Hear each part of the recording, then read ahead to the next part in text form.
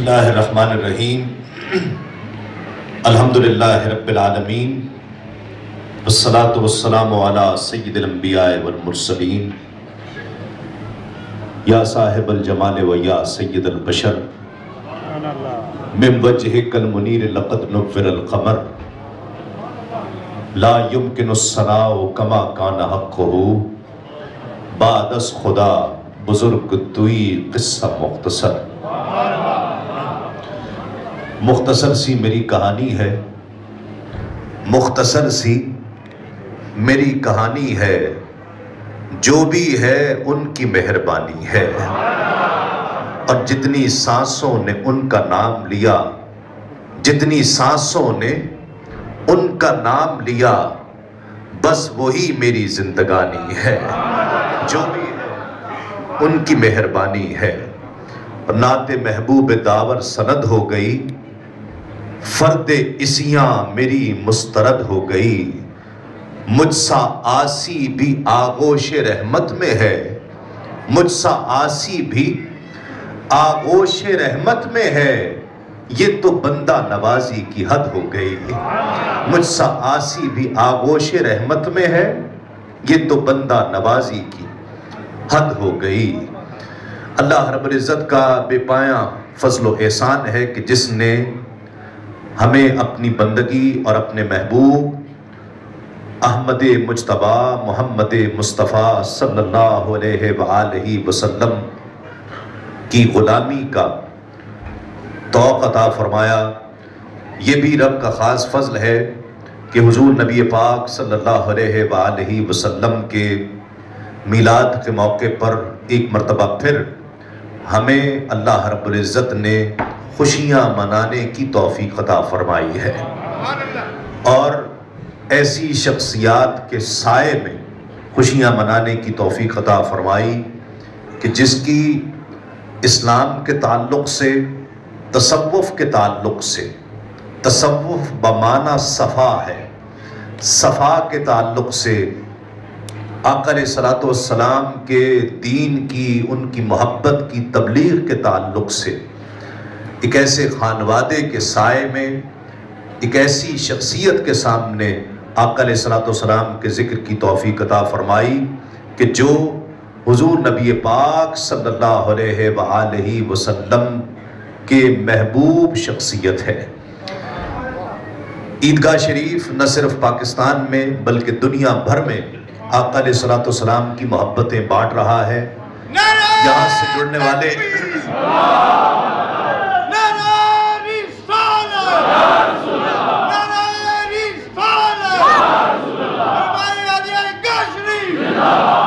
اور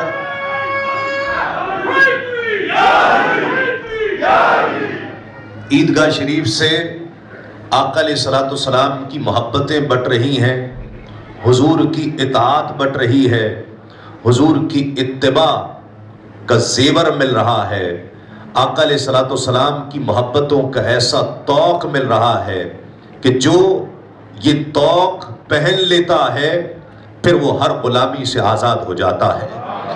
اللہ رب العزت اس آستانے کو آباد رکھے۔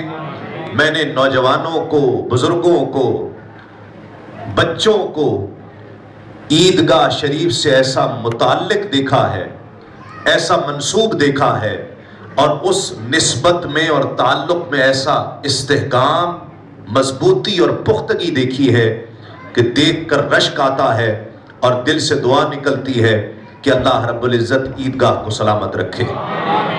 قبلہ پیر طریقت، آفتاب معرفت، مہتاب معرفت، حضرت قبلہ پیر نقیب الرحمن صاحب دامت برکاتہم العالیہ، اور حضرت قبلہ صاحبزادہ والا شان جناب حسان حسیب الرحمن، جو کم عمری میں ہی آقا علیہ الصلوۃ والسلام کی محبتوں کا پیکر ہیں۔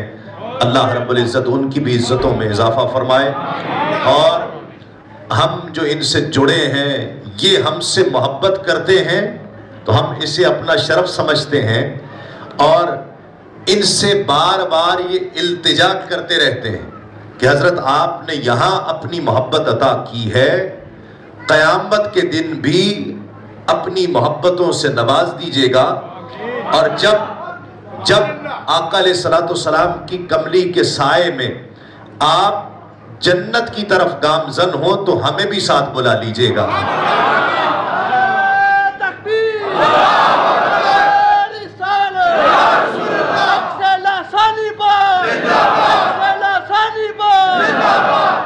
مجھے آتے ہوئے صاحبزادہ صاحب نے تصوف کے تعلق سے ذکر کیا، میں چند اشعار اس کے حوالے سے پیش کروں گا، لیکن اس سے پہلے آپ کا ذوق مجھے نہیں معلوم جو اشعار میں پڑھوں گا. حضرت صاحب نے اس کا تو نہیں لیکن تصوف کے تعلق سے ذکر کیا تھا. میں وہ اشعار پیش کروں گا اور آپ کی یقیناً ذوق سماعت کی نظر بھی کروں گا، لیکن اس سے پہلے یہ 3 اشعار میرے سماعت فرما لیجئے کہ محبوب خدا سید و سرور کے برابر، محبوب خدا سید و سرور کے برابر، لاؤ تو کوئی میرے پیمبر کے برابر، لاؤ تو کوئی میرے پیمبر کے برابر. اور یہ حسب حال شعر ہو رہا ہے.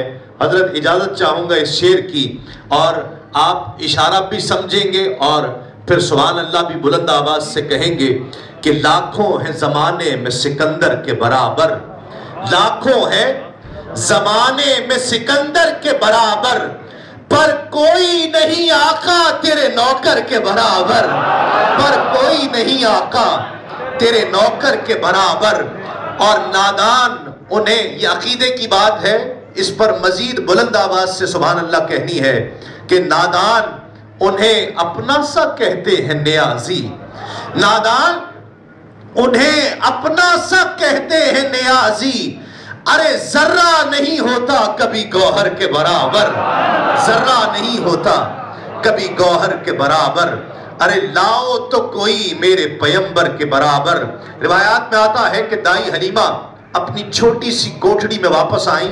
آقا علیہ السلام کم عمر ہیں، کوٹھڑی میں نہ بیٹی ہے نہ بیٹا ہے نہ محمد ہے صلی اللہ علیہ وآلہ وسلم. ادھر ادھر دیکھا، پریشان ہو گئی.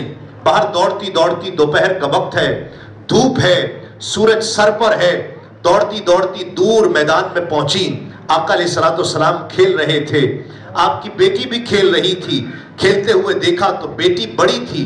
بیٹی کو ڈانٹا دائی حلیمہ نے کہ تمہیں معلوم نہیں ہے دھوپ کتنی تیز ہے، دوپہر کا وقت ہے، اگر محمد کو کچھ ہو جاتا تو کیا ہوگا صلی اللہ علیہ وآلہ وسلم، اگر آپ بیمار ہو گئے، آپ کو کوئی تکلیف پہنچ جائے تو کیا ہوگا.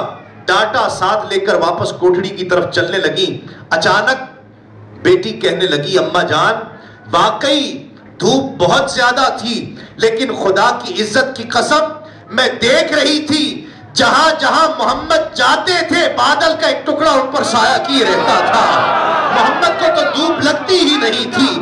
ارے لاؤ تو کوئی میرے پیمبر کے برابر، لاؤ تو کوئی میرے پیمبر کے برابر.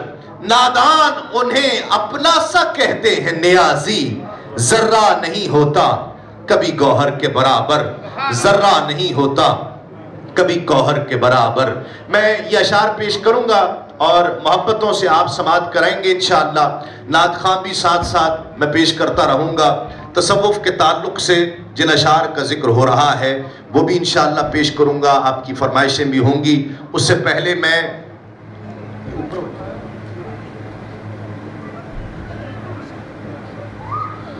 خطاب کے لیے میں دعوت دینا چاہتا ہوں. ذکر ہوا ابھی جو جگر گوشہ مفکر اسلام ہیں، اس محفل کی رونق ہیں، سید زادے ہیں.